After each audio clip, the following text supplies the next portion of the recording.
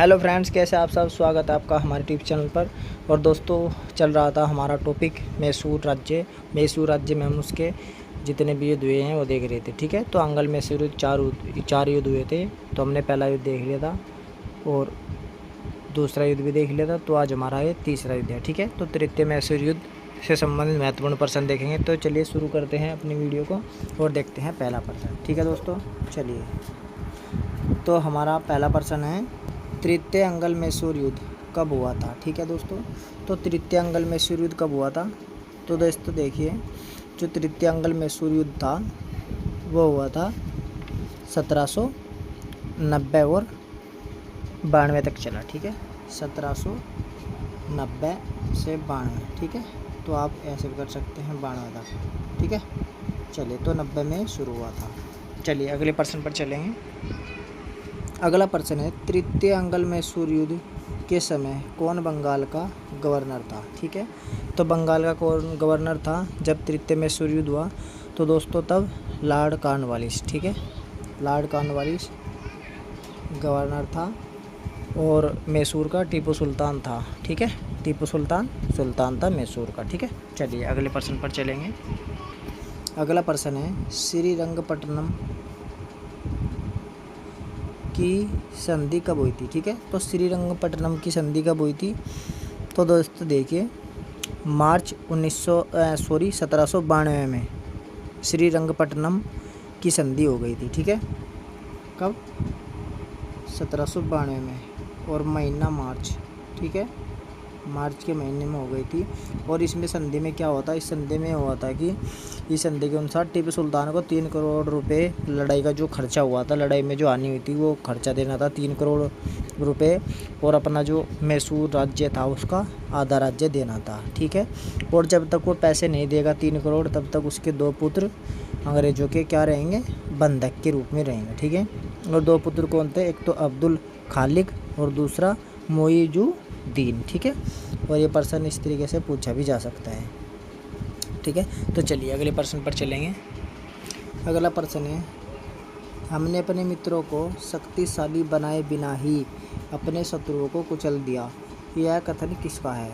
ठीक है दोस्तों, तो ये कथन किसका है ये बताना है। ठीक है, तो देखिए दोस्तों, क्या हुआ था, ये जो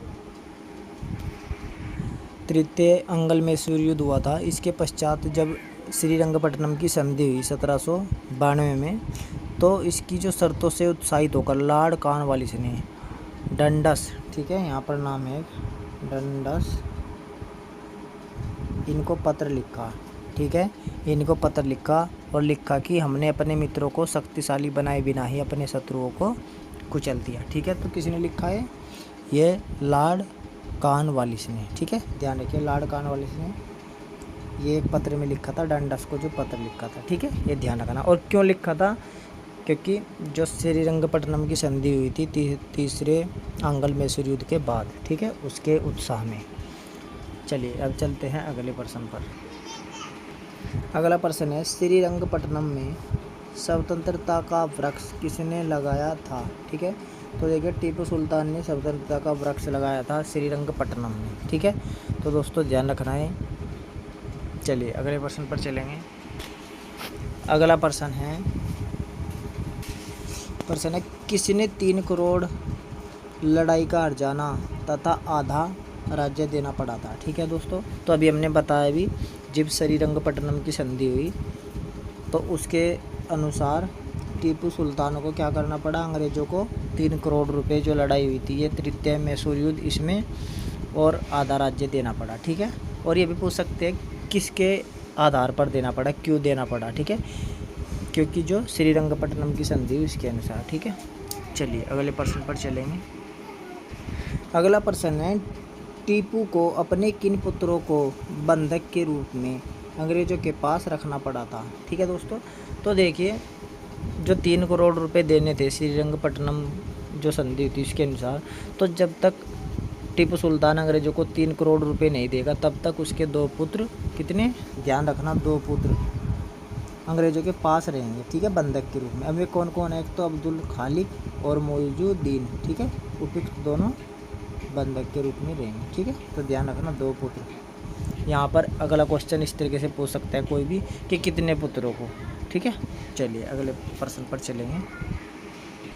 अगला प्रश्न है तृतीय मैसूर युद्ध में किसकी पराजय हुई थी। ठीक है दोस्तों, तो देखिए टीपू सुल्तान की पराजय हुई थी और इसने आत्मसमर्पण करना पड़ा। ठीक है, और आत्मसमर्पण करने के बाद फिर श्रीरंगपट्टनम की संधि हुई। ठीक है, और लॉर्ड कॉर्नवालिस ने दूसरी तरफ से मोर्चा संभाला। चलिए अगले प्रश्न पर चलेंगे। अगला प्रश्न है 1790 ईस्वी को किसके नेतृत्व में सेना ने मैसूर राज्य पर असफल आक्रमण किया था। ठीक है दोस्तों, तो अंग्रेज़ों की तरफ से। ठीक है, अंग्रेज़ों की तरफ से किसने आक्रमण किया था। ठीक है दोस्तों, देखिए मैं आपको बता दूं क्या हुआ। 1790 में जनरल मीडोज के नेतृत्व में सेना ने मैसूर राज्य पर असफल आक्रमण किया। ठीक है, और इसका निर्णय रहा कि दिसंबर 1790 में स्वयं कॉर्नवालिस ने सैन्य संचालन का अपने हाथ में ले लिया। ठीक है, तो असफल आक्रमण किसने किया था, तो जनरल मीडोज ने। ठीक है, और इसके बाद फिर किसने मोर्चा संभाला, लॉर्ड कॉर्नवालिस ने। ठीक है, चलिए अगले प्रश्न पर चलेंगे।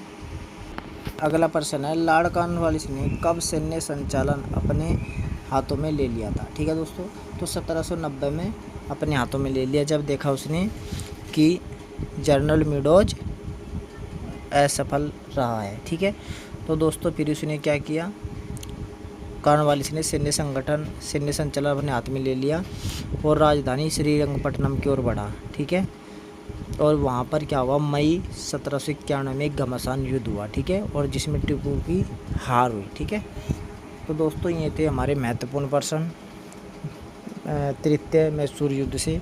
इसके बाद हम चौथा भी मैसूर युद्ध देखेंगे। ठीक है, और उसके बाद हम हैदर अली और टीपू सुल्तान के बारे में भी देखेंगे। ठीक है दोस्तों, और फिर इसके परिणाम वगैरह आदि भी देखेंगे। तो चलिए फिर मिलते हैं आपसे अगली वीडियो में, तब तक के लिए धन्यवाद, नमस्कार।